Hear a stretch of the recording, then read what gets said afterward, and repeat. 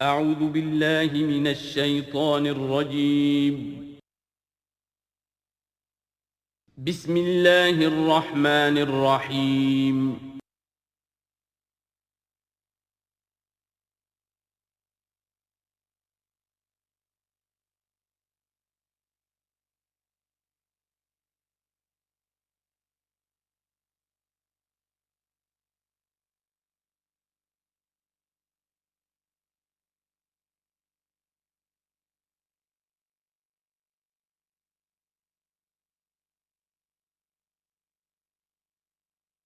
نحمده ونصلي على رسوله الكريم اما بعد فقد قال الله تبارك وتعالى كما ورد في سورة الطلاق اعوذ بالله من الشيطان الرجيم بسم الله الرحمن الرحيم يا ايها النبي اذا طلقتم النساء فطلقوهن لعدتهن واحصوا العدة واتقوا الله ربكم لا تخرجوهن من بيوتهن ولا يخرجن الا ان یاتین بفاحشۃ مبینہ وتلک حدود اللہ ومن یتعد حدود اللہ فقد ظلم نفسہ لا تدری لعل اللہ یحدث بعد ذلک امرا صدق اللہ العظیم۔ میں نے کسی موقع پر یہ عرض کیا تھا کہ قرآن مجید میں یہ مکی اور مدنی صورتوں کا جو مزاج ہے، اس میں جو ایک فرق ہے، اس کی تاثیرات میں جو فرق ہے، واقعہ یہ ہے کہ وہ اس دورہ قرآن ہی میں سمجھ میں آتی ہے، ورنہ آدمی جب پڑھتا ہے تھوڑا تھوڑا کرتا ہوا پڑھتا ہے تو وہ ساری چیزیں اس تیزی کے ساتھ، اس سیکوینس کے ساتھ سامنے نہیں آتی۔ بہرحال مکی قرآن کی اپنی ایک شان ہے، مدنی صورتوں کا اپنا ایک رنگ ہے، جس کو میں نے تعبیر کیا تھا کہ دو جنتیں ہیں قرآن میں، جنتان، ایک مکی جنت ہے، ایک مدنی جنت ہے، تو ہم مدنی جنت کی سیر کر رہے ہیں۔ 8 صورتیں ہم پڑھ چکے ہیں، اب جو آخری 2 صورتیں رہ گئی ہیں اس گلدستے کی، یہ دونوں نہایت حسین جوڑے کی شکل میں ہیں۔ یہاں جو علامت ہے جوڑا ہونے کی، وہ پہلے تو ایک ہے ظاہری، دونوں صورتیں شروع ہوں گی، سورہ طلاق بھی سورہ تحریم بھی، یا ایھا النبی، یا ایھا النبی۔ دوسری یہ کہ دونوں کا موضوع جو ہے وہ اسلام کا معاشرتی نظام ہے۔ اسلام کا معاشرتی نظام اور خاص طور پر آئلی نظام، آپ کو معلوم ہے اس کی اتنی اہمیت ہے کہ سورہ بقرہ سے بات شروع ہوئی، 4 رکوع وہاں پر مفصل انہی موضوعات پر آئے، پھر سورہ نساء میں مفصل بحثیں آئیں، پھر یہ کہ سورہ نور میں، سورہ احزاب میں، پھر مجادلہ میں ہم نے دیکھا کہ ایک مسئلہ آ گیا زہار کا، اور اب یہاں پر 2 صورتیں مکمل آ رہی ہیں اس 10 صورتوں کے مجموعے میں بھی۔ تو اس سے اندازہ ہونا چاہیے کہ اس آئلی قوانین کا اور معاشرتی جو ویلیوز ہیں اسلام کی، ان کی کتنی اہمیت ہے اللہ تعالیٰ کے نزدیک۔ ان میں جو 2 جوڑے کے جو یہ 2 فرد ہیں، تو گھریلو زندگی میں 2 امکانی صورتیں پیدا ہوتی ہیں۔ ایک تو معتدل تو یہ ہے کہ جو اللہ کے حقوق ہیں ان کو فائق رکھا جائے، اس کے نیچے جو اللہ نے حق شوہر پر بیوی کا رکھا ہے وہ بیوی ادا کرے، جو بیوی پر شوہر کا حق ہے، جو فرض ہے وہ شوہر جو ادا کرے۔ تو یہ فرائض اور حقوق کا ایک توازن ہے جو اللہ تعالیٰ نے قائم کیا ہے۔ اگر یہ توازن خوبصورتی سے چل رہا ہے، حدود اللہ جو ہیں وہ ٹوٹ نہیں رہی ہیں، کہیں اس میں کوئی رخنا پیدا نہیں ہو رہا ہے، شوہر بھی بیوی بھی اپنے فرائض دینی کو ادا کرنے میں لگے ہوئے ہیں، چاہے ان میں ہائر لیول پر جا کر تھوڑا سا فرق ہو جاتا ہے، جو عام زندگی ہے اس میں کوئی فرق نہیں ہے، نماز عورت کو بھی پڑھنی ہے، مرد کو بھی پڑھنی ہے، زکوٰۃ مرد کو بھی دینی ہے، عورت کو بھی دینی ہے، روزہ عورت کو بھی رکھنا ہے، مرد کو بھی رکھنا ہے، حج جو ہے وہ فرض ہے۔ اس کے بعد دعوت و تبلیغ میں آگے تھوڑا سا فرق ہو جائے گا کہ عورتوں کا دائرہ محدود ہو جائے گا، وہ مردوں میں جا کے دعوت و تبلیغ نہیں کریں گی، خواتین میں کریں یا اپنے محرم مردوں میں کریں، لیکن فرضیت قائم رہتی ہے۔ اور اس سے اوپر جا کر تیسرے لیول پر اور ذرا بالواسطہ ان کا معاملہ ہو جاتا ہے، مردوں کے ذریعے سے وہ اقامت دین کی جو میدان کے اندر معاملے ہیں، جنگیں ہیں اور میدان میں جا کر مقابلے ہیں، وہاں ان کا جو رول ہے وہ بالواسطہ ہو جائے گا۔ ان کے بیٹے، ان کے بھائی، ان کے شوہروں کو زیادہ سے زیادہ وہ آزادی دیں، انہیں ریلیو کریں اپنے بوجھ سے، اولاد کی پرورش کا بھی سارا بوجھ اپنے اوپر لے لیں، شوہر کا حصہ جو ہے وہ بھی خود ادا کریں تاکہ شوہر یکسو ہو کر اپنا زیادہ سے زیادہ وقت جو ہے اقامت دین کی جد و جہد میں لگا سکے۔ تو یہ تو ہے نارمل جو چاہیے۔ اب اب نارملٹی یا ادھر ہوگی یا ادھر ہوگی۔ ایک طرف کو ہوئی، فرض کیجئے لیفٹ کی طرف ہو گئی، اس کی معنی کیا ہے کہ مزاج نہیں مل رہا، ہر وقت کی چک چک ہے، خام خواہ جو ہے گھر جو ہے اس کے اندر اختلاف ہی اختلاف ہے، ہر وقت کی لڑائی چل رہی ہے، تو اس میں اس سے بہتر ہے طلاق ہو جائے۔ وہ ہے طلاق، سورہ طلاق، کہ خام خواہ اس قسم کے مسئلوں میں، لیکن یہ کہ طلاق جو آخری شکل ہے اس کے کچھ حدود ہیں، قیود ہیں، ضوابط ہیں، قواعد ہیں، قوانین ہیں، ان کی پوری پابندی ہو۔ جیسا کہ سورہ نساء میں ہم دیکھ چکے ہیں کہ اگر وہ علیحدہ ہو جائیں تو اللہ دونوں کو غنی کر دے گا، اس کو بھی اور اس کو بھی، اس کے لیے بھی کوئی بہتر، شوہر کے لیے بہتر کوئی بیوی عطا کر دے گا اور اس بیوی کو کوئی شوہر بہتر عطا کر دے گا۔ ایک دوسری انتہا یہ ہوتی ہے کہ شوہر اپنی بیویوں کی اتنی دلجوئی کرے، اتنی ان کی جو ہے پیمپرنگ جس کو کہتے ہیں کرے، کہ اس میں حدود اللہ بھی ختم ہو جائیں، شریعت کے تقاضے بھی ختم ہو جائیں، شریعت کے احکام بھی کہیں جو ہیں پامال ہو جائیں۔ سب سے بڑھ کر یہ کہ جو اپنے فرائض ہیں، دعوت و اقامت دین کی جد و جہد کو ان کو وہ ادا نہ کر سکے، تو اہل و عیال کا اتنا لحاظ، یہ غلط ہے۔ تو دو انتہاؤں کو یہاں پر لیا گیا ہے۔ پہلی انتہا میں بھی بات کی گئی حضور سے، دوسری میں بھی، اگرچہ پہلے کا سوال حضور کے لیے ہے ہی نہیں، حضور نے نہ کوئی طلاق دی نہ آپ کو طلاق دینے کی اجازت تھی، اس لیے کہ آپ کی ازواج مطہرات جو ہیں وہ تو امت کے لیے ماؤں کی حیثیت سے ہیں، اور سورہ احزاب میں ہم پڑھ چکے ہیں کہ وہ کسی اور سے بعد میں نکاح نہیں کر سکتی تھیں، تو طلاق دینے کا سوال نہیں، اسی لیے آپ کو 4 کی جو وہ حد ہے، لمٹ ہے، اس سے بھی آگے بڑھ کر مزید نکاح کرنے کی اجازت دی گئی تھی۔ بہرحال یہ رب دیکھ لیجئے گا۔ اب آ کے ہم چلتے ہیں، وقت کی کمی کے پیش نظر زیادہ تمہید میں وقت نہیں لینا چاہتا۔ ان صورتوں پر میرے بڑے مفصل دروس موجود ہیں، وہ آپ دیکھ سکتے ہیں۔ یا ایھا النبی اذا طلقتم النساء فطلقوہن لعدتہن، اے نبی جب آپ لوگ اپنی عورتوں کو طلاق دیں، اب دیکھیے یا ایھا النبی واحد، طلقتم النساء فوراً جمع کا صیغہ، اس لیے کہ حضور سے تو یہ متعلق ہی نہیں ہے۔ حضور کو تو مسلمانوں کے نمائندے کی حیثیت سے اور معلم کی حیثیت سے اور ہادی کی حیثیت سے خطاب کیا گیا، اصل میں مسلمانوں سے ہے کہ جب تم طلاق دو اپنی بیویوں کو فطلقوہن لعدتہن، تو ان کی عدت کے حساب سے طلاق دو۔ عدت جو ہے وہ ایک تو یہ کہ طہر میں طلاق دی جائے، حیض کی حالت میں نہ ہو، اور پھر یہ ہے کہ اگر دینی ہی ہے تو پھر اس کے بعد بھی جو طلاق دی جائے وہ بھی پھر طہر کی حالت میں دی جائے۔ اس طریقے سے جو بھی قوانین ہیں، وہ احصوا العدہ، عدت کا پورا لحاظ رکھو۔ وہ عدت اس طریقے سے بھی ہے کہ مطلقہ جو ہے جو عدت اس کی ہوگی اس کے اندر وہ کوئی اور شادی نہیں کر سکتی، البتہ عدت پوری کرنے کے بعد وہ آزاد ہوگی۔ عدت اس اعتبار سے بھی ہے کہ اگر طلاق رجعی ہے تو وہ اسی عدت کے اندر شوہر واپس طلاق وہ واپس اپنی بیوی کو لوٹا سکتا ہے، اور اگر وہ 1 یا 2 طلاقیں تھیں، طلاق بائن ہو گئی ہے، ان کے درمیان سیپریشن ہو چکی ہے، تب بھی وہ بغیر کسی اور حلالے وغیرہ جس کو ہمارے ہاں کہتے ہیں کہ عورت کے لیے ضروری نہیں ہے کہ وہ کسی اور سے نکاح کرے پھر وہ طلاق دے تو سابق شوہر سے اس کا نکاح ہو، بلکہ یہ کہ وہ دوبارہ نکاح کر سکتے ہیں اگر صرف 2 طلاقوں کے بعد عدت ختم ہوئی تھی۔ تو یہ تمام قواعد و ضوابط ہیں۔ واتقوا اللہ ربکم، اور اللہ کا تقوی اختیار کرو جو تمہارا رب ہے۔ لا تخرجوہن من بیوتہن، انہیں مت نکال باہر کرو ان کے گھروں سے کہ بس غصے میں آئے ہوئے ابھی طلاق بھی نکل جاؤ میرے گھر سے، یہ نہیں، یہ قطعی غلط بات ہے۔ اس کی عدت ہے اور اس عدت کے اندر وہ تمہارے ہاں رہ سکتی ہے، تمہیں رکھنا ہے اسے اپنے ہاں۔ ولا یخرجن، وہ خود بھی نہ نکلے، الا ان یاتین بفاحشۃ مبینہ، البتہ اگر کوئی کھلی بے حیائی کی بات ہوئی ہے، کوئی بدکاری کی ہے عورت نے، وہ معاملہ اور ہو سکتا ہے کہ اس میں کوئی سختی کی جائے، عام حالات میں نہیں۔ وتلک حدود اللہ، یہ اللہ کے حدود ہیں۔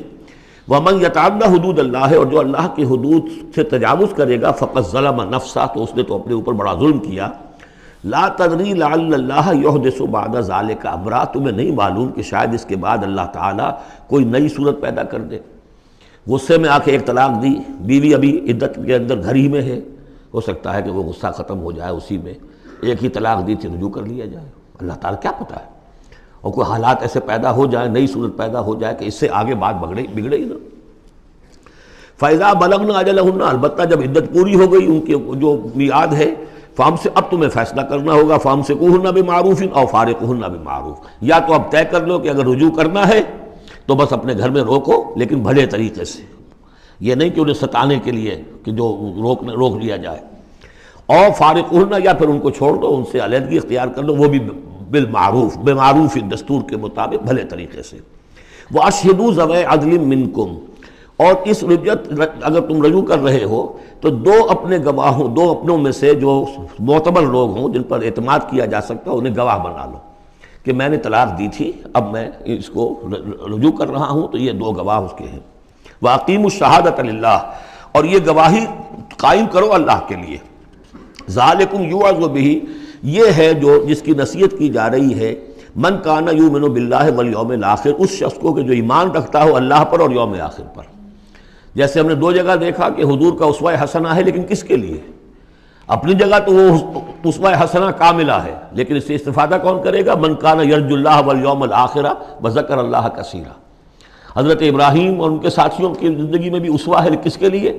من کان یرجو اللہ والیوم الآخر۔ اسی طرح یہاں فرمایا ذالک یوعظ بہ، یہ وعد اور نصیحت تو کی جا رہی ہے، لیکن کس کے لیے؟ من کان یؤمن باللہ والیوم الآخر، جو ایمان رکھتا ہو اللہ پر اور یوم آخر پر۔ اب اس کے بعد اس سورہ مبارکہ میں یہ بڑا عجیب مقام ہے اس اعتبار سے قرآن کا۔ عجیب اس کے معنی کیا ہے؟ دل لبھانے والا، حسین۔ یہاں اللہ کے تقوی کا جو مقام اور مرتبہ واضح کیا جا رہا ہے اللہ کی نگاہ میں، اگر واقعتاً حقیقی تقوی ہے، صحیح تقوی ہے، قلب کا تقوی ہے، جیسے کہ حضور فرماتے تھے اپنے دست مبارک سے 3 مرتبہ آپ نے اشارہ کیا اپنے سیرہ مبارک کی طرف، التقوی ہا ہونا، التقوی ہا ہونا، التقوی ہا، تقوی یہاں ہوتا ہے۔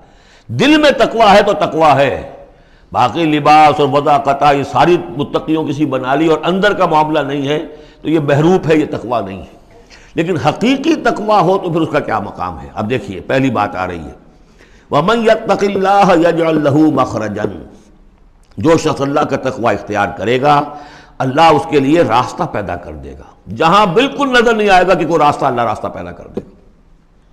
بالکل نظر نہیں آ رہا تھا موسیٰ کے ساتھیوں کو کہ اب کیسے بچیں گے، پیچھے لشکر آگے، آگے سمندر ہے، اللہ نے راستہ پیدا کیا۔ خود حضرت ابو بکر کا جو حال ہو گیا تھا کہ حضور اگر انہوں نے ذرا بھی دیکھ لیا، نیچے اپنے قدموں کی طرف بھی نگاہ ڈالی تو ہم نظر آ جائیں گے، آپ نے فرمایا لا تحزن ان اللہ معنا، راستہ نکالتا اللہ۔ پھر حضور گئے طائف، لیکن وہاں سے خالی ہاتھ آئے، مدینے میں اللہ نے خود ہی کھڑکی کھول دی، 6 آدمی ایمان لے آئے، آپ گئے ہی نہیں اور وہاں انقلاب بھی آ گیا۔ عظیم، اس اعتبار سے اللہ مخرج پیدا کرتا ہے۔ تم صحیح طریقے پر چلتے رہو، تقوی اختیار کرو، صحیح راستے پر جد و جہد کرو، یہ کام اللہ پر چھوڑو۔ کب اسے منظور ہے اس کا کامیاب ہونا؟ جب ہوگا وہ راستہ ایسا کھول دے گا کہ تمہیں گمان بھی نہیں ہوگا۔ وَيَرْزُقْهُ مِنْ حَيْثُ لَا يَحْتَسِبُ، اور اسے رزق دے گا وہاں سے جہاں سے اسے گمان بھی نہیں ہوگا۔ اقامت دین کی جد و جہد ہو، غلبہ دین کی جد و جہد ہو، اپنے آپ کو اِنَّ صَلَاتِي وَنُسُكِي وَمَحْيَايَ وَمَمَاتِي اس کا فیصلہ کرنا ہو تو سب سے بڑی رکاوٹ آتی، کھائیں گے کیا؟ تو اللہ تو کہتا ہے راضی میں ہوں، ہے ایمان اور یقین اس پر، کر کے دیکھو تو صحیح، اس پر اعتماد تو کرو۔ لیکن یہ کہ اس پر اعتماد کرنا، توکل، بڑی مشکل بات ہے۔ وہ تو جتنا ایمان ہوگا اتنا ہی اعتماد ہوگا، اور گہرا ایمان ہوگا گہرا اعتماد ہوگا۔ وَمَن يَتَّقِ اللَّهَ يَجْعَلْ لَهُ مَخْرَجًا وَيَرْزُقْهُ مِنْ حَيْثُ لَا يَحْتَسِبُ وَمَن يَتَوَكَّلْ عَلَى اللَّهِ فَهُوَ حَسْبُهُ۔ یہ تو ابھی تقوی والے کی بات ہے کہ وہ وہاں سے رزق دے گا جہاں سے اسے ملے گا بھی نہیں، اور جس نے اللہ پر توکل کر لیا تو وہ اس کے لیے بہت کافی ہو جائے گا۔ توکل کر کے تو دیکھو، حسبہ، وہ اس کے لیے کافی ہے۔ یہاں تک فرمایا ہے حدیث میں، من کان فی حاجت اخیہ کان اللہ فی حاجتہ، اگر کوئی مسلمان اپنے کسی بھائی کی ضرورت پوری کرنے میں لگ رہا ہے، اپنا وقت صرف کر رہا ہے، اللہ اس کی ضرورت پوری کرنی شروع کر دیتا ہے۔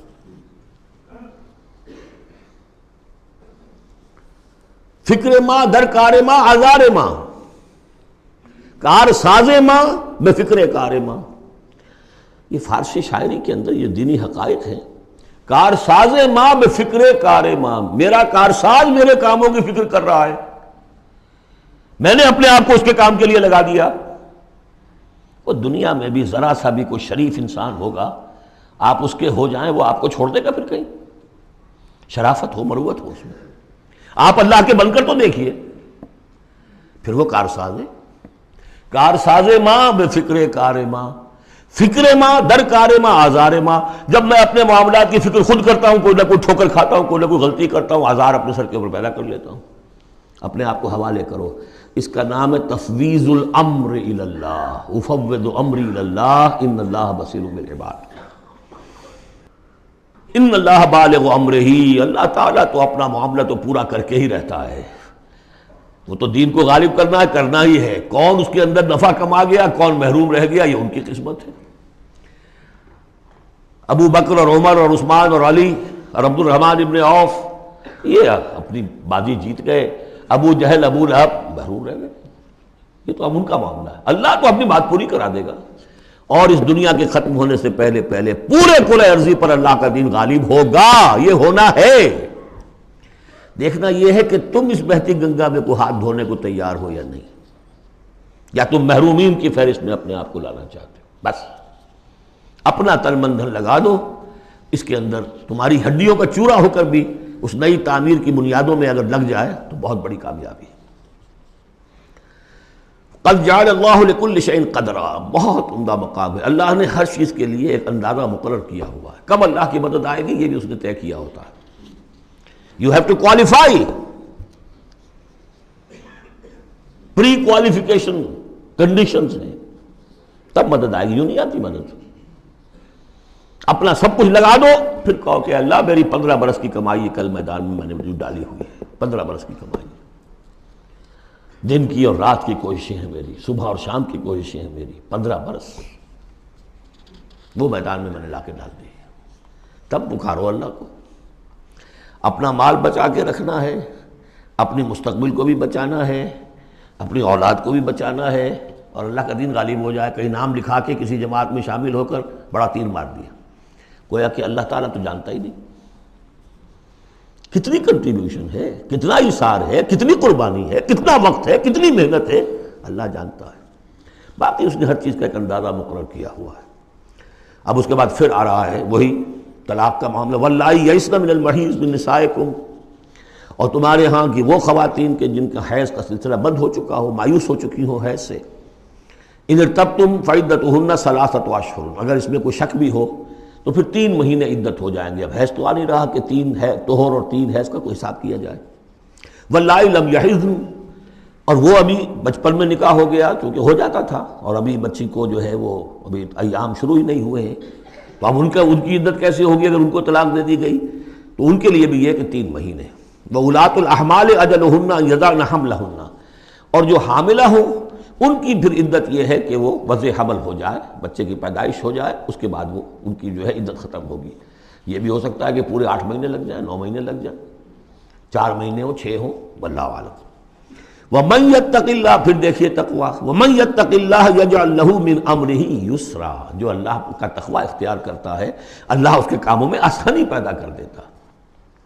فَسَنُيَسِّرُهُ لِلْيُسْرَىٰ، ذَلِكَ أَمْرُ اللَّهِ أَنزَلَهُ إِلَيْكُمْ، یہ اللہ کا حکم ہے جو اس نے نازل کر دیا ہے تمہاری طرف. اللہ یہ ذمہ داری لے رہا ہے اپنے اوپر. وَمَن يَتَّقِ اللَّهَ يُكَفِّرْ عَنْهُ سَيِّئَاتِهِ، اور جو اللہ کا تقویٰ اختیار کرے گا اللہ تعالیٰ اس کی برائیوں کو، اب یہ آخرت کا معاملہ ہو رہا ہے، اس کی برائیوں کو، اس کے گناہوں کو اس کے نامہ اعمال سے دھو دے گا. وَيُعْظِمْ لَهُ أَجْرًا، اور اس کے لیے بہت بڑا اجر اور ثواب ہے جو عطا کرے گا. اسکنوہن من حیث سکنتم من وجدکم، اب کسی عورت کو طلاق دی ہے، ایک طلاق دی ہے، عدت میں رکھنا ہے گھر میں، وہ پہلے آ چکا ہے، لیکن گھر میں ایسا نہ ہو کہ کہیں کسی ملازمہ کی کوٹڑی میں ڈال دو اس کو. اسکنوہن من حیث سکنتم، وہیں رکھو جہاں تم رہتے ہو. من وجدکم، جو بھی تمہاری جو مقدور ہے اس کے مطابق، اسی سٹیٹس کے ساتھ. ولا تضاروہن لتضیقوا علیہن، اور انہیں کوئی تکلیف نہ پہنچاؤ کہ ان پر تنگی کر دو کہ وہ خود ہی جلدی سے روانہ ہو جائیں، گھر چھوڑ کے نکلنے پہ مجبور ہو جائیں. وَإِن كُنَّ أُولَاتِ حَمْلٍ، اور اگر وہ حاملہ ہوں، فَأَنفِقُوا عَلَيْهِنَّ، تو اب ان کے اوپر خرچ کرو، ان کا نان نفقہ وہ تمہارے ذمے ہے. حَتَّى يَضَعْنَ حَمْلَهُنَّ، یہاں تک کہ پھر وہ واضح حمل سے فارغ ہو جائیں. فَإِنْ أَرْضَعْنَ لَكُمْ، پھر اگر وہ تمہارے لیے، تمہارے بچہ تو تمہارا ہے، اس کو اگر دودھ پلاتی ہیں، فَآتُوهُنَّ أُجُورَهُنَّ، تو انہیں ان کا اجر اور ان کا بدلہ عطا کرو. وَاعْتَبِرُوا بَيْنَكُمْ بِمَعْرُوفٍ، اور آپس میں مشورہ کر لیا کرو بڑے بھلے طریقے سے. اگر طلاق بھی ہو گئی کوئی بات نہیں، انسان تو ہے نا، انسانی سطح پر، اب شوہر بیوی نہیں رہے لیکن انسان تو ہے، انسانی سطح کے اوپر بات کر لی جائے. وَاعْتَبِرُوا بَيْنَكُمْ بِمَعْرُوفٍ وَإِن تَعَاثَرْتُمْ، اور اگر کہیں ایسی زدہ ہو جائے کہ بیوی کہے میں تو دودھ نہیں پلاتی، یا کوئی اور مسئلہ ہو، فَسَتُرْضِعُ لَهُ أُخْرَىٰ، تو پھر کوئی اور عورت جو ہے اس کو دودھ پلائے. لِيُنْفِقْ ذُو سَعَةٍ مِّن سَعَتِهِ، اب اس تمام معاملے میں جو بھی شوہر ہے وہ خرچ کرے، جو وسعت والا ہے وہ اپنی وسعت کے مطابق خرچ کرے، جو اس کا بھی سطح اللہ نے اسے دی ہے اس کے مطابق. وَمَنْ قُدِرَ عَلَيْهِ، اور جس کے اوپر اللہ تعالیٰ نے رزق کی کوئی تنگی رکھی ہے، ناپ تول کر دے رہا ہے، کوئی فراوانی نہیں ہے، فَلْيُنْفِقْ مِمَّا آتَاهُ اللَّهُ، تو وہ خرچ کرے اس میں سے جو اللہ نے اس کو دیا ہے۔ لا يُكَلِّفُ اللَّهُ نَفْسًا إِلَّا مَا آتَاهَا، اللہ تعالیٰ کسی جان کو ذمہ دار نہیں بنائے گا مگر اسی حد تک جو کچھ کہ اس نے اسے دے رکھا ہے۔ کشادگی دی ہے تو اپنی اس بیوی جو ہے مطلقہ اس کے اوپر تم رکھو، کشادگی رکھو، تنگی ہے تو ٹھیک ہے اس حساب سے دو، اللہ تو جانتا ہے۔ سَيَجْعَلُ اللَّهُ بَعْدَ عُسْرٍ يُسْرًا، یقیناً اللہ تعالیٰ جو ہے اس کے لیے سختی کے بعد آسانی بھی پیدا کر دے گا۔ وَقَائِمٍ مِّن قَرْيَةٍ أَتَتْ عَنْ أَمْرِ رَبِّهَا، اور کتنی ہی بستیاں ایسی ہیں جنہوں نے اپنے رب کے حکم سے سرکشی کی، وَرُسُلِهِ، اور اپنے رسولوں سے سرتابی کی، ان کا کفر کیا، فَحَاسَبْنَاهَا حِسَابًا شَدِيدًا وَعَذَّبْنَاهَا عَذَابًا نُكْرًا، تو ہم نے پھر ان سے محاسبہ کیا، ان کا بہت شدید محاسبہ، اور ہم نے ان پر آفت ڈالی اور عذاب بھیجا ان پر بہت بڑا عذاب۔ فَذَاقَتْ وَبَالَ أَمْرِهَا، پھر ان بستیوں نے اپنے معاملے کی پوری سزا جو ہے بھگت لی۔ وَكَانَ عَاقِبَةُ أَمْرِهَا خُسْرًا، اور یقیناً جو ابھی عاقبت والا معاملہ آنے والا ہے، ان کے معاملے کا جو ابھی عاقبت ہے وہ تو پھر بڑے ہی ٹوٹے والا معاملہ ہے۔ أَعَدَّ اللَّهُ لَهُمْ عَذَابًا شَدِيدًا، اللہ تعالیٰ نے ان کے لیے بڑے شدید عذاب کو تیار کیا ہوا۔ فَاتَّقُوا اللَّهَ يَا أُولِي الْأَلْبَابِ، تو اے ہوش مندو اللہ کا تقوی اختیار کرو، وہی تقوی جس کے اوپر 4 مختلف طور سے بات ہو چکی ہے۔ الذین آمنوا، اے وہ ہوش مندو جو ایمان بھی لے آئے ہو، اللہ کا تقوی اختیار کرو۔ قد انزل اللہ الیکم ذکرا، اللہ نے تمہاری طرف ذکر نازل کر دیا ہے۔ یہ آیت بڑی اہم ہے، ذکر کی آگے وضاحت آ رہی۔ ذکر سے مراد کیا ہے؟ رسولا یتلو علیکم آیات اللہ مبینات لیخرج الذین آمنوا وعملوا الصالحات من الظلمات الی النور، رسول کہ جو پڑھ رہا ہے آیات اللہ کی تم پر، تمہیں سنا رہا ہے، اور وہ آیات بینات ہیں تاکہ نکالے وہ تمہیں، ان لوگوں کو جو ایمان لائے اور جنہوں نے نیک عمل کیے، اندھیروں سے نور کی طرف۔ تو ذکرہ، قد انزلنا الیکم ذکرہ، اور ذکرہ کی وضاحت رسولا یتلو علیکم آیات اللہ مبینات، یہی بات پھر آگے جا کے سورہ بینہ میں آئے گی، ابھی صرف نوٹ کر لیجئے، پھر جا کر بات پوری واضح وہاں ہوگی۔ وَمَن يُؤْمِن بِاللَّهِ وَيَعْمَلْ صَالِحًا يُدْخِلْهُ جَنَّاتٍ تَجْرِي مِن تَحْتِهَا الْأَنْهَارُ خَالِدِينَ فِيهَا أَبَدًا، اور جو کوئی اللہ پر ایمان رکھتا ہے اور نیک عمل کرتا ہے، اور نیک عمل سے مراد ایمان کے جملہ تقاضے ہیں۔ اب نیک عمل جب مکے میں جب تک تھے حضور، نیک عمل کیا تھا؟ ابھی شراب بھی حرام نہیں ہے، جوا بھی حرام نہیں ہے، سود بھی حرام نہیں ہے، پہلے 10 برس نماز پنجگانہ بھی نہیں ہے۔ اس وقت نیک عمل کا کیا مطلب ہے؟ اللہ پر ایمان اور اس کی دعوت، اور تکلیف آئے تو استقامت اور جھیلنا۔ نماز آئی تھی، رات کو کھڑے رہا کرو اللہ کے سامنے، اس وقت کا نیک عمل یہ تھا۔ اب جیسے جیسے آیا مدینے میں آ گئے، اب جہاد ہے، قتال ہے، انفاق ہے، مال خرچ کرو، اب روزہ بھی فرض کیا گیا، اب نماز پنجگانہ بھی جو ہے 2 سال پہلے ہو چکی ہے، اب تمہارے اوپر زکوٰۃ بھی ایک نصاب کے حساب سے آ گئی ہے، عشر بھی آ گیا ہے، اب یہ ہے۔ تو جس وقت دین کا جو تقاضا ہے وہ پورا کرنا، جملہ تقاضے، وہ عمل صالح ہے۔ ہمارا تصور یہ ہوتا ہے جہاں قرآن میں عمل صالح آیا، نماز، روزہ، ذکر، یہ اذکار، یہ ہمارے ذہن میں آتا ہے، ہم اس کو پڑھتے ہیں اپنے ذہن میں صرف ان چیزوں کے حوالے سے، جبکہ عمل، جدوجہد، محنت، وہ ہر جگہ جو حکم ہے جس وقت کا حکم ہے۔ وَمَن يُؤْمِن بِاللَّهِ وَيَعْمَلْ صَالِحًا يُدْخِلْهُ جَنَّاتٍ تَجْرِي مِن تَحْتِهَا الْأَنْهَارُ خَالِدِينَ فِيهَا أَبَدًا، وہ داخل کرے گا ان باغات میں جن کے نیچے ندیاں بہتی ہوں گی، اور اس میں وہ رہیں گے ہمیشہ ہمیش، ابدا۔ قد احسن اللہ لہ رزقا، اللہ تعالیٰ نے اس کے لیے بڑا عمدہ رزق فراہم کیا ہے۔ اب ایک آیت آ رہی ہے جو آیات متشابہات میں سے ہے، تاحال اللہ الذی خلق 7 سماوات، جیسے تو یہ کہ 7 آسمانوں کا معاملہ بھی میں بار بار عرض کرتا رہا ہوں کہ ابھی آیات متشابہات میں شمار ہوگا۔ وَمِنَ الْأَرْضِ مِثْلَهُنَّ، اللہ تعالیٰ نے 7 آسمان بنائے ہیں اور زمین میں سے بھی اتنی ہی، ویسی ہی، گویا کہ زمینیں بھی کوئی 7 زمینیں ہیں۔ اب اس پر یہ ہے کہ مختلف مفسرین نے اپنے اپنے اندازے، زمین کے 7 طبقات ہیں یا کچھ اور، لیکن بہرحال ابھی ہم نہیں سمجھ سکیں گے، کوئی 7 زمینیں بھی ہیں، کسی وقت آ کر یہ حقیقت منکشف ہو جائے گی۔ یتنزل الامر بینہن، اور یہ آسمان اور زمین کے درمیان اللہ کا امر نازل ہوتا ہے، جیسا کہ ہم پڑھا ہے سورہ سجدہ میں، یدبر الامر من السماء الى الارض ثم يعرج الیہ فی یوم کان مقدارہ 1000 سنۃ مما تعدون، یہ 1000 سال کی اللہ تعالیٰ کی ایک پلاننگ ہوتی ہے، آسمان سے زمین کی طرف اس کا فیصلہ جو ہے وہ آتا ہے، فرشتے لے کر آتے ہیں، تنفیذ ہوتی ہے، اور پھر یہ کہ وہ امر جو ہے اٹھا لیا جاتا ہے۔ اب اگلے 1000 سال کا دوسرا امر ہے جو اللہ کی طرف سے اگلے دن کا لیے طے ہو چکا ہے۔ لِتَعْلَمُوا أَنَّ اللَّهَ عَلَىٰ كُلِّ شَيْءٍ قَدِيرٌ، تمہیں اس کا یقین رہنا چاہیے کہ اللہ تعالیٰ ہر چیز پر قادر ہے۔ میں نے یہ بات عرض کی ہے کہ 2 صفات اللہ کی ہیں جس میں یہ انتہائی اہمیت کے ساتھ عَلَىٰ كُلِّ شَيْءٍ قَدِيرٌ بِكُلِّ شَيْءٍ عَلِيمٌ، ان 2 صفات کا تو مراقبہ اتنا گہرا ہونا چاہیے کہ کبھی شک نہ آنے پائے کسی چیز کے بارے میں۔ وَأَنَّ اللَّهَ قَدْ أَحَاطَ بِكُلِّ شَيْءٍ عِلْمًا، دیکھیے دوسری بھی آ گئی علم، اور یہ کہ اس نے ہر شے کا اس کے علم کا احاطہ کیا ہوا ہے، نہ اس کی قدرت سے باہر کچھ ہے نہ اس کے علم سے باہر کچھ ہے۔ اب یہ دوسری سورت بسم اللہ الرحمن الرحیم، سورۃ التحریم، یعنی یہ معاملہ کہ بیویوں کی محبت یا ان کے جذبات کا لحاظ اور پاس یا ان کی دلجوئی میں کوئی کام آپ ایسا کر بیٹھیں کہ جو شریعت میں جائز نہیں، یا شریعت کا کوئی جائز کام ہے وہ آپ اس کو نہ کرنے کی قسم کھا لیں۔ اب ظاہر بات ہے کہ حضور کے لیے یہ تو ممکن نہیں تھا، قطعاً کا کوئی سوال ہی نہیں کہ آپ اپنی کسی بیوی کی محبت کی وجہ سے یا دلجوئی کی وجہ سے کسی حرام کام کا ارتکاب کرتے ہیں۔ لیکن 2-3 واقعات ایسے ملتے ہیں کہ حضور نے اپنی بیویوں کی دلجوئی کے سلسلے میں کوئی چیز جو آپ کے لیے اصلاً حلال تھی اس کے بارے میں قسم کھا لی کہ اب یہ میں استعمال نہیں کروں گا، اس پر پکڑ آ گئی ہے۔ یا ایھا النبی لم تحرم ما احل اللہ لک، اے نبی صلی اللہ علیہ وسلم کیوں آپ حرام ٹھہرا رہے ہیں اپنے اوپر وہ شے جو اللہ نے آپ کے لیے حلال کی ہے۔ تبتغی مرضات ازواجک، کیا آپ چاہتے ہیں اپنی بیویوں کی رضا جوئی؟ واللہ غفور الرحیم، اب دیکھیے یہ تیور بتا رہے ہیں اللہ تعالیٰ کی جو یہ ناپسندیدگی۔ یا ایھا النبی لم تحرم ما احل اللہ لک تبتغی مرضات ازواجک واللہ غفور الرحیم، اللہ غفور الرحیم ہے، اللہ نے معاف فرمایا، اللہ نے آپ کی خطا سے درگزر کیا۔ قد فرض اللہ لکم تحلۃ ایمانکم، اللہ تعالیٰ نے تمہارے لیے ایسی قسموں کا کھول دینا جو ہے اس کا راستہ معین کر دیا ہے۔ فرض میں یہ بھی سمجھا گیا لازم ٹھہرایا ہے، یعنی کوئی غلط قسم کھا لی ہے تو اس فرض ہے کہ اسے توڑ دیا جائے، لیکن توڑنے کا کفارہ ہے، ایسے نہیں توڑ دیا جائے گا۔ وہ بھی پوری آیت جو ہے وہ سورہ مائدہ کے اندر آ چکی ہے، گویا کہ اب آپ یہ اپنی قسم توڑیے اور وہ کفارہ ادا کیجیے۔ واللہ مولاکم، اللہ تمہارا مولا ہے، مددگار ہے، پشت پناہ ہے، وہو العلیم الحکیم، اور وہ سب کو جاننے والا ہے، کمال حکمت والا۔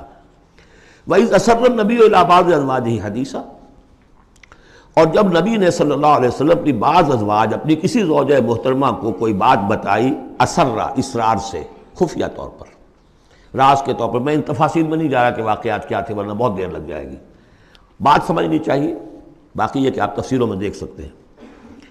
تو آپ نے کوئی بات اپنی کسی ایک زوجہ محترمہ کو بتائی اور کہا دیکھو یہ کسی اور سے کہنا نہیں، یہ میرا راز ہے۔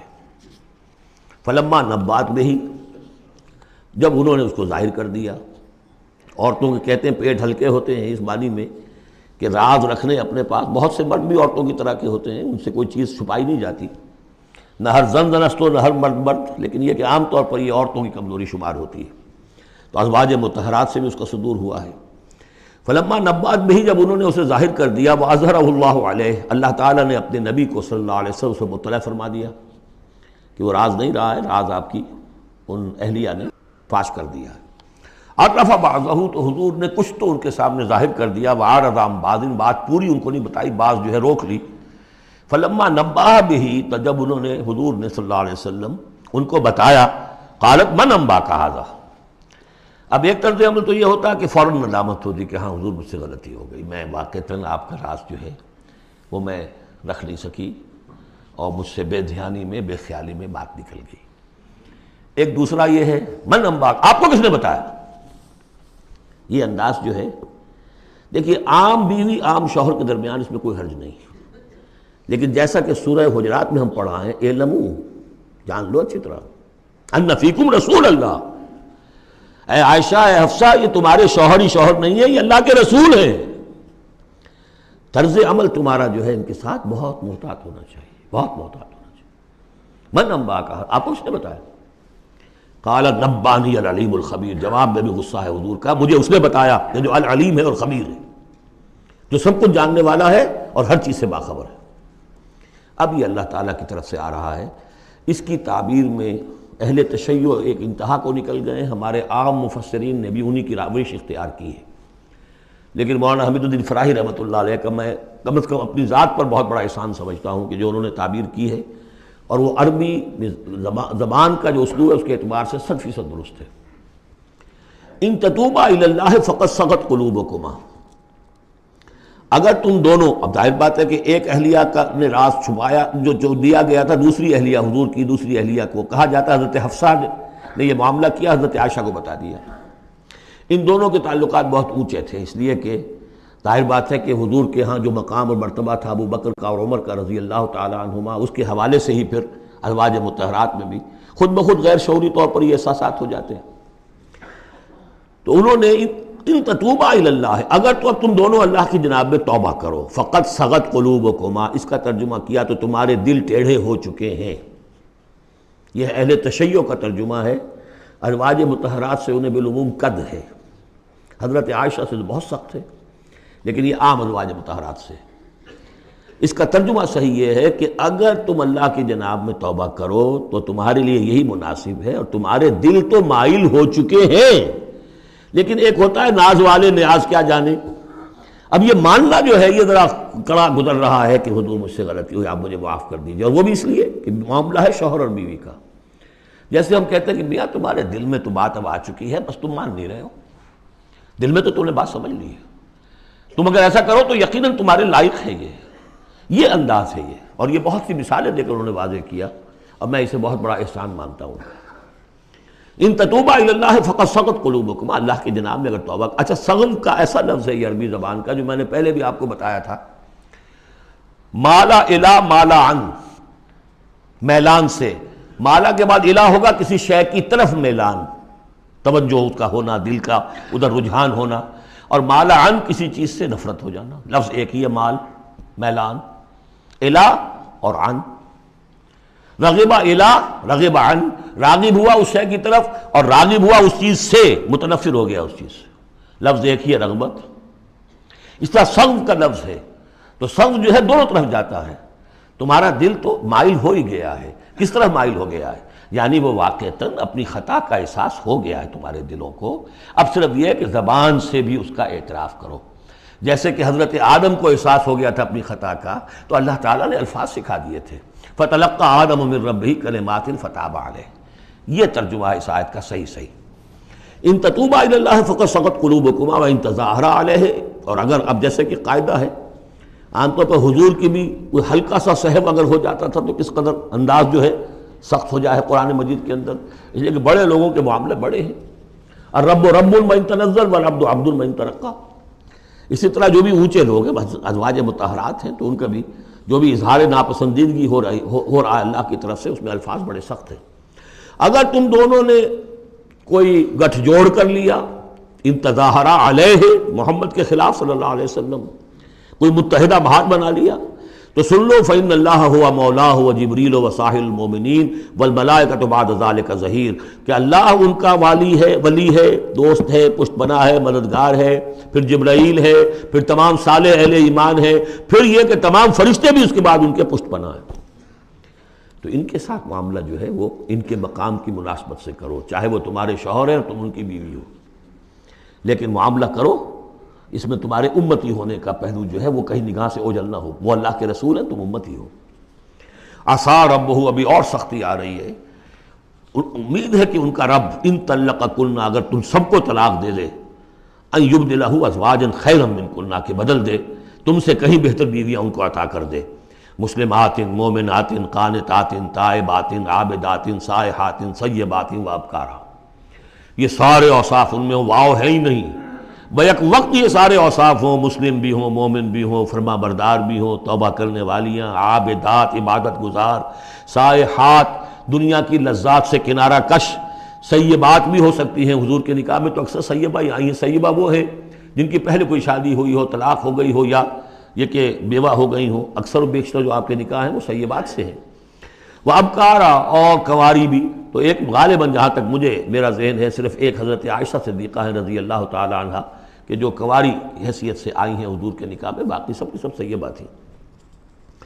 یہ تو ہو گیا ایک خاص معاملہ عائلی زندگی سے متعلق حاصل کیا ہوا کہ وہ معتدل معاملہ رکھو، حقوق الزوجین اپنی جگہ ہیں، فرائض الزوجین اپنی جگہ ہیں، اللہ کے حقوق اس سے بالا ہیں، ان کو اوپر قائم رکھو، اور اس کے تحت جو ہے جو بھی اللہ نے حقوق معین کر دیے، فرائض معین کر دیے، ان کو ادا کرو۔ لیکن یہ کہ ادھر اگر ہو گیا معاملہ تو بھی سلیقے سے ہو، بات نہیں بن رہی ہے، اگر رخصت کرنا تو شرافت کے ساتھ، اس کے یہ قواعد و ضوابط ہیں، اور اگر ادھر جانا ہے تو روکو اپنے آپ کو کہ کہیں ان کی محبت، یا ایھا الذین آمنوا ان من ازواجکم واولادکم عدوا لکم فاحذروہم، تو ڈرو، ایسا نہ ہو کہ ان کی محبت جو ہے وہ تمہیں کسی غلط راستے پر لے جائے۔ اب جو حصہ آ رہا ہے سورہ مبارکہ کا، اس میں ایک تو یہ 3 آیتیں درمیان میں آ رہی ہیں، وہ تو خاص طور پر جو ہے یوں سمجھیے خواتین سے متعلق نہیں ہے، مردوں سے متعلق ہیں، اور وہ اصل میں سورہ حدید کا سلسلہ جو ہے جو آخر اب اختتام پر آ رہا ہے، اس کا نقشہ جو ہے یہاں پر پھر آ جائے گا۔ یا ایھا الذین آمنوا قوا انفسکم واہلیکم نارا، اہل ایمان بچاؤ اپنے آپ کو اور اپنے اہل و عیال کو آگ سے۔ یعنی دیکھیے ایک نیگیٹو اسپیکٹ تو یہ آیا تھا، یا ایھا الذین آمنوا ان من ازواجکم واولادکم عدوا لکم فاحذروہم، یہ تو نیگیٹو ہے، اپنے آپ کو محفوظ رکھو، ان کی محبت، ان کی دلجوئی تمہیں غلط راستے پر نہ ڈال دے۔ اب یہاں جو پازیٹو ہے، تم جن کے بھی شوہر ہو اور تم جن کے بھی باپ ہو، ان کی زندگی کو دین کے رخ پر ڈالنا تمہاری ذمہ داری ہے، اپنی سی کوشش کرنا۔ حضرت نوح کا ایک بیٹا بھی ان کے نگاہوں کے سامنے غرق ہو گیا، کوئی بات نہیں، لیکن تم کیا کر رہے ہو؟ تم اپنے اہل و عیال کے حق میں سمجھا تم نے یہ ہے کہ صرف نان نقصے کی ذمہ داری ہے، کھانا پلانا ہماری ذمہ داری ہے، بس، یہ بہت غلط ہے۔ بندہ مومن ہونے کے ناطے پہلا فرض یہ ہے کہ اپنے اولاد، اپنے اہل و عیال کو آگ سے بچانے کی فکر، تربیت ان کی، دین کے لیے رجحان ادا کرنا ان میں، اس کے لیے جو بھی ممکن طریقے ہو اختیار کرنا، یہ تمہاری ذمہ داری ہے۔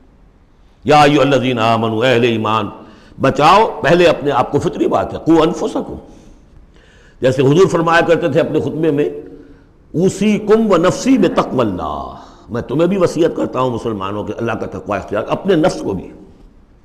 اسی طرح قوا انفسکم واہلیکم نارا، بچاؤ اپنے آپ کو اور اپنے اہل و عیال کو آگ سے، وقودھا الناس والحجارہ، اس کا ایندھن بنیں گے انسان اور پتھر، علیہا ملائکۃ غلاظ شداد، اور اس پر ایسے فرشتے ہیں، معمور ہیں اس جہنم پر، کہ جو بڑے تند خو ہیں، سخت دل ہیں، شداد، لا یعصون اللہ ما امرہم۔ اب جب تم یا تمہارے لاڈلے، تمہاری لاڈلی بیوی اور تمہارے لاڈلے بیٹے اور بیٹیاں جب جہنم میں جھونکے جائیں گے، اگر اللہ نے تمہیں بچا بھی لیا اور وہ تمہارے سامنے جہنم میں جائیں گے، تو سوچ لو ان کی چیخ و پکار اور ان کا نالہ و شیون، وہ فرشتوں کا دل جو ہے اسے پسیجے گا نہیں، وہ بڑے سخت دل ہیں۔ اب سوچ لو کن کے حوالے کرنا چاہتے ہو؟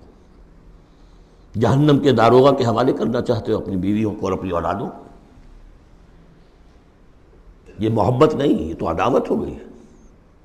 تم سمجھ رہے ہو کہ محبت کا ذمہ دار ہے، یہ اعلیٰ تعلیم دلوا رہے ہیں۔ کون سی تعلیم دلوا رہے ہو؟ جو انہیں دین کی طرف راغب کرنے والی ہے یا باغی کرنے والی ہے؟ یہ تمہاری رحمت ہے، محبت ہے، یا عداوت ہے، دشمنی ہے؟ علیہا ملائکۃ غلاظ شداد، ان کا دل پسیجے گا نہیں، پتھر کی طرح سخت دل ہوگے ان کے، غلاظ شداد، چیخے جاؤ، چلائے جاؤ، نالہ و شیون، لا یعصون اللہ ما امرہم، جو اللہ کا حکم ہوگا وہ اس کی نافرمانی نہیں کریں گے، جس کو جو عذاب دینا ہے وہ دیں گے، وَيَفْعَلُونَ مَا يُؤْمَرُونَ، اور کریں گے وہی کچھ جس کا انہیں حکم دیا جائے گا۔ یا ایھا الذین کفروا لا تعتذروا اليوم، اور کہا جائے گا اے کافرو اب آج تم کوئی بہانہ نہ بناؤ، انما تجزون ما کنتم تعملون، تمہیں وہی کچھ بدلے میں دیا جا رہا ہے جو تم عمل کر کے لائے۔ اس کے بعد ایک عظیم آیت آ رہی ہے اس سورہ مبارکہ، بلکہ اس پورے گروپ کے حوالے سے، جو میں نے عرض کیا تھا پل صراط کا ایک نقشہ آیا ہے وہاں، اس کی ایک جھلک یہاں بھی دکھائی گئی ہے، جو سورہ حدید میں تھا وہ یہاں ہے، یہاں اختصار کے ساتھ۔ یا ایھا الذین آمنوا توبوا الی اللہ توبۃ نصوحا، اہل ایمان توبہ کرو اللہ کی جناب میں بڑے خلوص کے ساتھ، اخلاص کے ساتھ۔ اس توبہ کو یہی نہ سمجھیے کہ خدا نخواستہ کوئی شراب پیتا ہے بس اسے توبہ کر لی، ٹھیک ہے یہ بھی توبہ ہے، کوئی رشوت لیتا ہے، رشوت سے توبہ کر لی، یہ بھی توبہ۔ سب سے بڑی توبہ یہ تم جا کدھر رہے ہو، دنیا کی طرف یا آخرت کی طرف؟ کس کے نقش قدم کی پیروی کر رہے ہو، محمد کی صلی اللہ علیہ وسلم یا کسی اور کی؟ زندگی کا رخ کیا ہے؟ پلٹو، لوٹو اللہ کی طرف، آخرت کی طرف۔ جو آپ پڑھ چکے ہیں سورہ ذاریات، ففروا الی اللہ، دوڑو اللہ کی طرف، لپکو اللہ کی طرف۔ کدھر جا رہے ہو؟ فأین تذهبون، کدھر جا رہے ہو؟ یا ایھا الذین آمنوا توبوا الی اللہ توبۃ نصوحا۔ غفلت میں زندگی گزر گئی، اب بھی جب تک کہ موت کے آثار شروع نہیں ہوتے، چاہے کتنا ہی بڑھاپا آ گیا، موقع ہے۔ فرائض دینی کو سمجھو کہ وہ کیا ہے، ان کو ادا کرنے کے لیے کمر کسو۔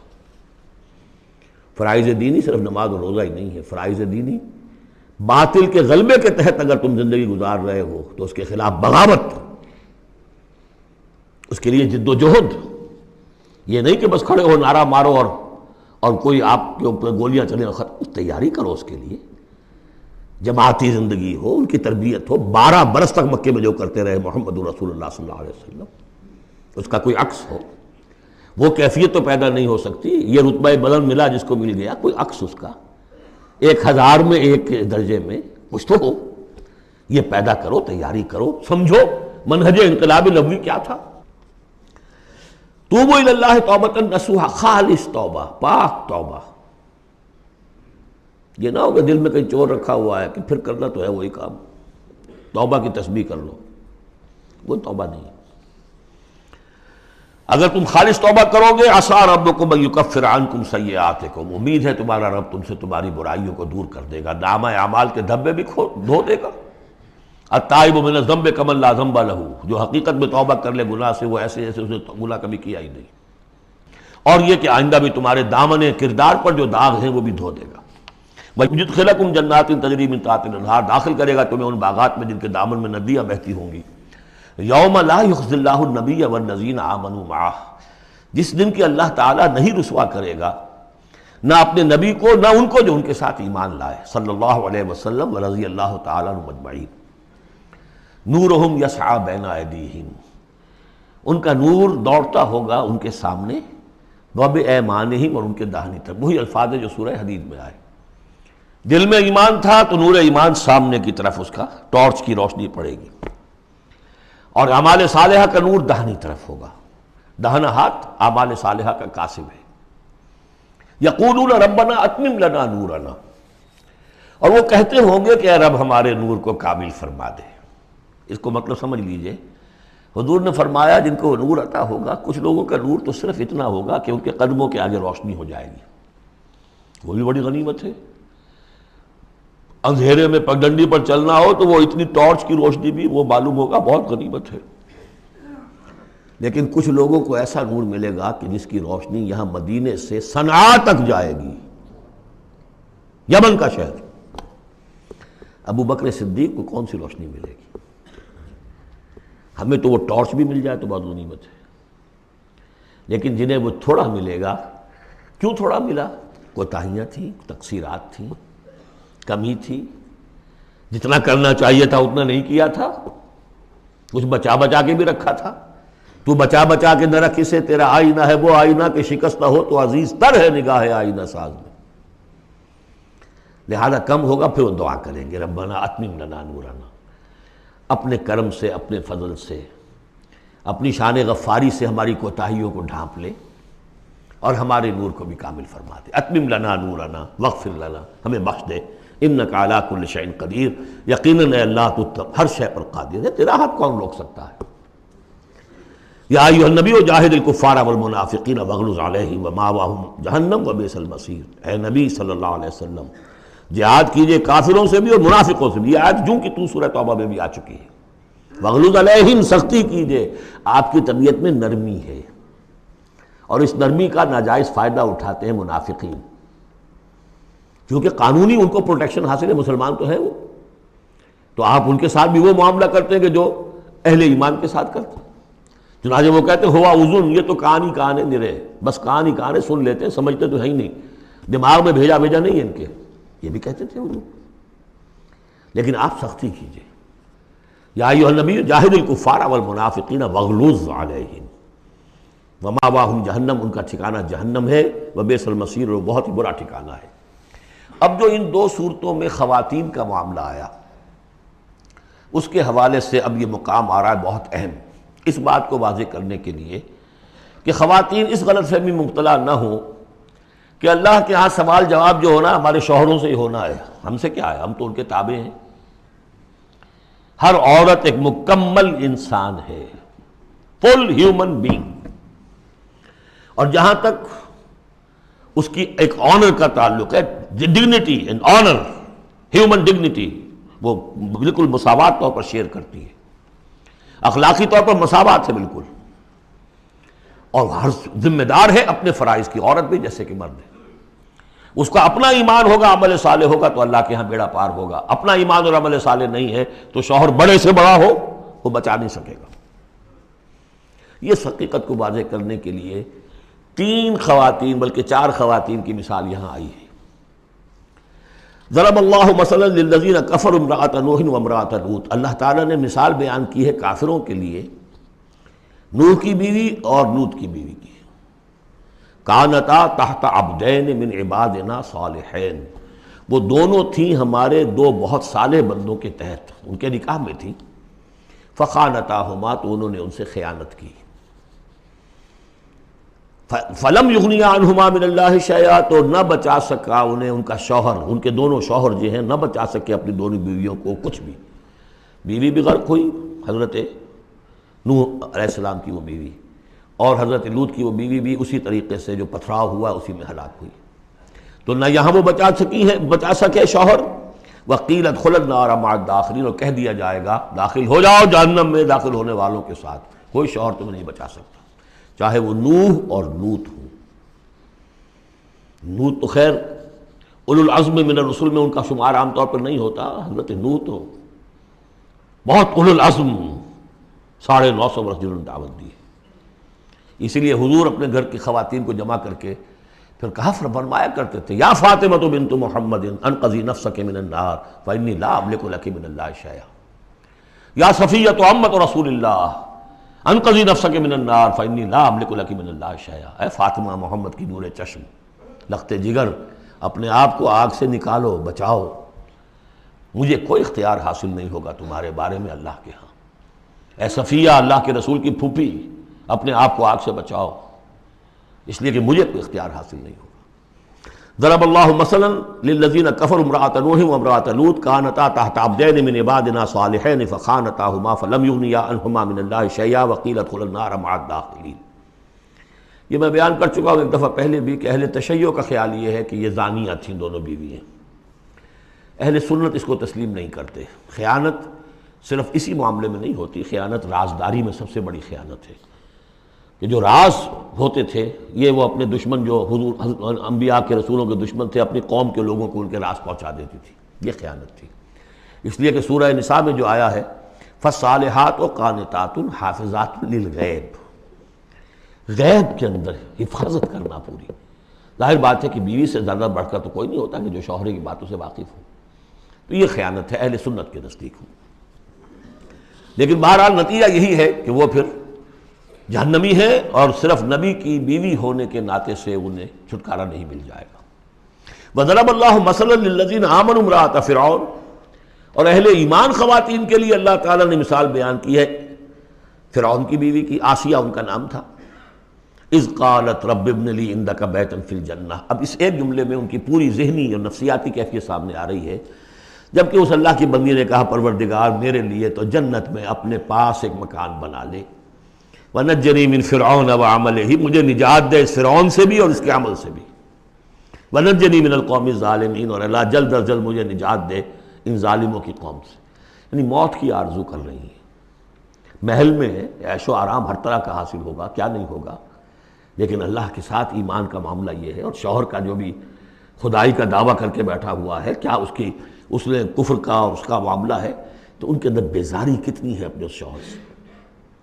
تو گویا کہ 2 انتہائی مثالیں آ گئیں، بہترین شوہروں کے ہاں بدترین انجام والی بیویاں، اور بدترین شوہر کے ہاں بہترین انجام والی بیوی جس کا کہ ذکر ہو رہا ہے۔ اور سب سے اونچی جو خواتین ہوں گی حضرت مریم، حضرت آسیہ، حضرت خدیجہ، حضرت عائشہ، حضرت فاطمہ، یہ یوں سمجھیے چوٹی کی خواتین ہوں گی قیامت میں۔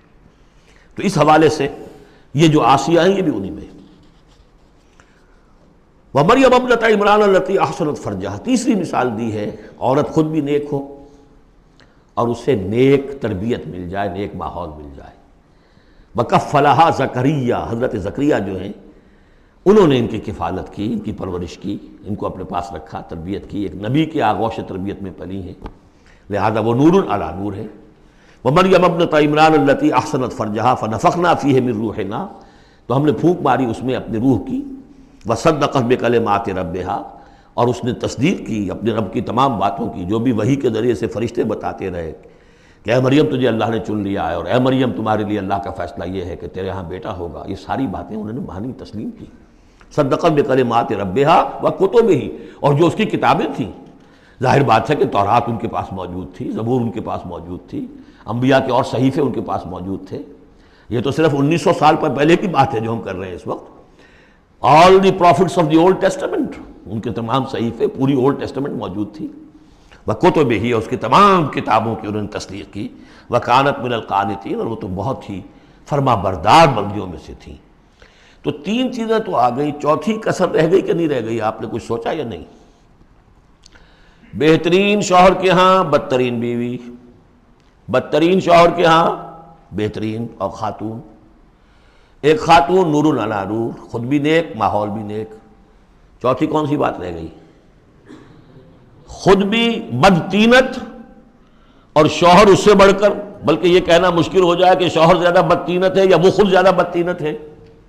اس کی مثال معلوم ہے کہاں ہے؟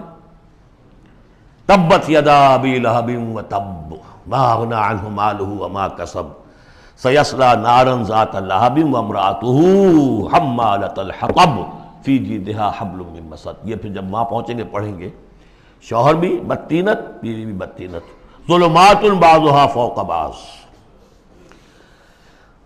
اللہ کے فضل و کرم سے سورہ تحریم ختم ہوئی، اب ہم پھر آ رہے ہیں مکی جنت میں داخل ہو رہے ہیں۔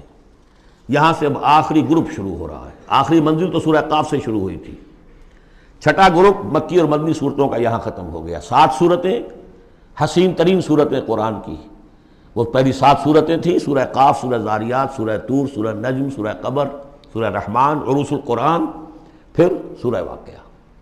پھر یہ 10 صورتیں آ گئیں، سورہ حدید، سورہ مجادلہ، سورہ حشر، سورہ ممتحنہ، سورہ صف، سورہ جمعہ، سورہ منافقون، سورہ تغابن، سورہ طلاق، سورہ تحریم۔ اب پھر یہ مکی قرآن مجید، یہ آخری گروپ ہے۔ اس میں بھی پہلی 6 صورتیں جو ہیں وہ 3 کے سب گروپس کی شکل میں ہیں۔ سورہ ملک بڑی، جیسے سورہ قاف وہاں تھی اسی مقام پر یہاں سورہ ملک ہے، بہت جامع، اس کی تاثیر، اور یہ بہت حضور کو عزیز تھی۔ آپ کی کے معمولات میں سے تھا، رات کو سوتے ہوئے آپ سورہ ملک پڑھا کرتے تھے، اور اس کی آپ نے تلقین کی ہے۔ بسم اللہ الرحمن الرحیم، تبارک الذی بیدہ الملک وہو علی کل شیء قدیر، بڑی بابرکت ہے وہ ہستی جس کے ہاتھ میں ہے بادشاہی، راج اس کا ہے۔ یہ ہے دین کا سیاسی پہلو، پوری کائنات پر اس کا راج چل رہا ہے۔ دنیا میں بغاوت ہے، کیوں ہے؟ وہ اپنے ایمان کے دعوے داروں کا امتحان لینا چاہتا ہے بس، ورنہ سورج، چاند، گیلیکسیز، پوری کائنات اور خود ہمارے جسم کا ایک ذرہ اس کے قانون کا پابند ہے، تابع ہے۔ ہمارا جسم ہمارے اختیار میں کہاں ہے؟ میں تنگ آ جاتا ہوں، 2 دن ہوتے ہیں یہاں سے تو طبیعت خراب ہو جاتی ہے، جب تک کہ وقت لگتا ہے کینچی لے کر بیٹھتا ہوں۔ اگر میں چاہوں کہ یہاں بال نہ آئے، میرا جسم ہے، میرا تو اختیار نہیں، وہ تو آئیں گے۔ تو ہمارا جسم بھی جہاں تک اس کی فزیولوجی کا تعلق ہے، اس کی اناٹومی کا تعلق ہے، یہ سارا اللہ کے قانون کے تابع، میرے تابع تو نہیں۔ میں چاہوں میرا دل ذرا رک جائے، جب چاہوں میں اس کو سٹارٹ کر دوں تو یہ تو نہیں ہوگا، جب بند ہوگا بند ہو جائے گا، میرے اختیار میں نہیں ہے۔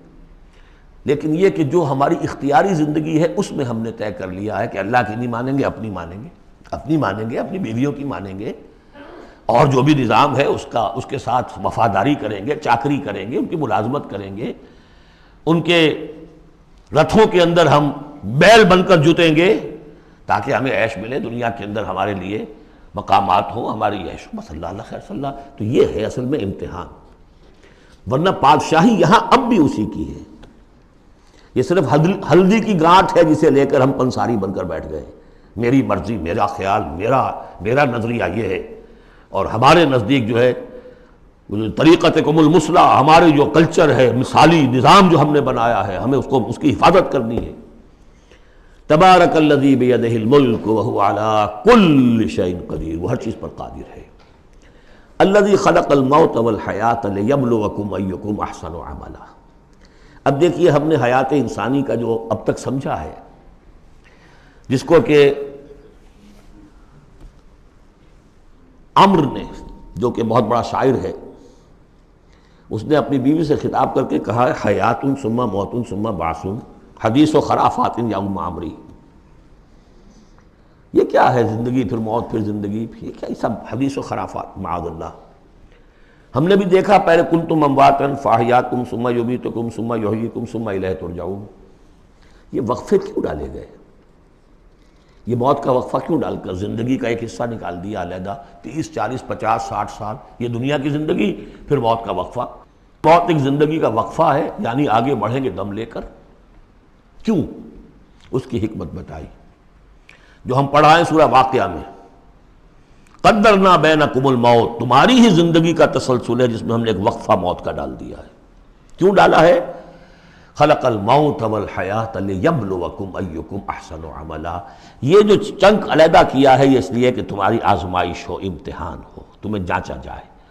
وہ 3 گھنٹے کا امتحان ہوتا تھا جو دیتے تھے تم کبھی اسکولوں میں، اب یہ 30 برس کا سمجھ. اور واقعی 30 برس ہی ہوتے ہیں آدمی کے پاس.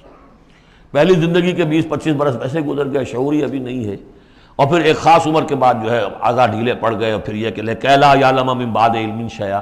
30 نہیں ہوں گے 40 مل جائیں گے آدمی کو. کام تو یہی ہوتا اس کی زندگی کا. لیکن اس لیے ہے لیبلوکم ایکم احسن عملا، تاکہ تمہیں جانچے پرکھے دیکھے تم میں سے کون ہے اچھے عمل کرنے والا. اب دیکھیے علامہ اقبال کی جو نظم ہے زندگی کے موضوع پر، واقعہ یہ ہے کہ بہت چوٹی کی چیز ہے، بہت عمدہ چیز. تو اسے پیمانہ امروز فردا سے نہ ناپ، جاویداں پہم دواں ہر دم جواں ہے زندگی. قلزم ہستی سے تو ابھرا ہے مانند حباب. جیسے سمندر میں ایک بلبلا سا ہوتا ہے، کتنی زندگی ہوتی ہے بلبلے کی. قلزم ہستی سے تو ابھرا ہے مانند حباب، اس زیاں خانے میں تیرا امتحان ہے زندگی. خلق الموت والحیات لیبلوکم ایکم احسن عملا. ہے کبھی جان اور کبھی تسلیم جان ہے زندگی. کبھی زندگی جان سے مترادف ہے، عبارت ہے، کبھی جان دینا اصل زندگی ہے. وَلَا تَقُولُوا لِمَنْ يُقْتَلُ فِي سَبِيلِ اللَّهِ أَمْوَاتٌ بَلْ أَحْيَاءٌ وَلَكِنْ لَا تَشْعُرُونَ. ہے کبھی جان اور کبھی تسلیم جان ہے زندگی. اصل زندگی جو ہے وہ جان دے دینے سے حاصل ہوتی. الذی خلق 7 سماوات طباقا، وہ اللہ کی جس نے بنائے 7 آسمان ایک دوسرے کے اوپر. آیات متشابہات میں سے ما تری فی خلق الرحمن من تفاوت، تم نہیں دیکھ پاؤ گے اللہ کی تخلیق میں کہیں کوئی فرق. اتنا محکم نظام ہے، اتنا محکم نظام. کیا کسی سائنسدان نے آج تک یہ بھی کہا کہ تخلیق میں یہاں نقص ہے؟ کسی نے کہا؟ زوالوجی کی فیلڈ میں یا باٹنی کی فیلڈ میں یا کسی اور فیلڈ میں، جیولوجی کی فیلڈ میں، ایسٹرونومی کی، کسی نے کہا ہے؟ ما تری فی خلق الرحمن من تفاوت فارجع البصر هل تری من فطور. پھر ذرا دوبارہ لوٹا لو اپنی نگاہ، دیکھ لو، ہر میدان میں دیکھ لو، کہیں تمہیں کوئی رکھنا نظر آتا ہے؟ اگر یہ تخلیق کامل ہے تو کامل حقیقت میں کون ہے؟ اس کا خالق، اس کا باری، اس کا مصور. بس یہ نظر نہیں آتا. سائنسدان سب کچھ دیکھ رہے ہیں، ڈھونڈنے والا ستاروں کی گزرگاہوں کا اپنے افکار کی دنیا میں سفر کر نہ سکا. بڑے بڑے صاحب بصیرت و بڑے بڑے عقل مند اپنی ناک تلے کے پتھر سے ٹھوکر کھاتے ہیں. دیکھ رہے ہیں ٹیلیسکوپ سے ٹھوکر کھا رہے ہیں وہاں جو سامنے پتھر پڑا ہوا ہے اسے. یہ ہو رہا ہے آج ہمارے ساتھ. سپر جیل کا بسرا کر رہتے ہیں، پھر لوٹاؤ ذرا اپنی نگاہ کو 2 مرتبہ اور. ینقلب الیک البصر خاسئا وہو حسیر. تمہاری نگاہ تھک ہار کر لوٹ آئے گی، تمہیں ہماری تخلیق میں کہیں کوئی رکھنا، کوئی دراڑ نظر نہیں آئے گی. بارک اللہ لی ولکم فی القرآن العظیم ونفعنی وإیاکم بالآیات والذکر الحکیم۔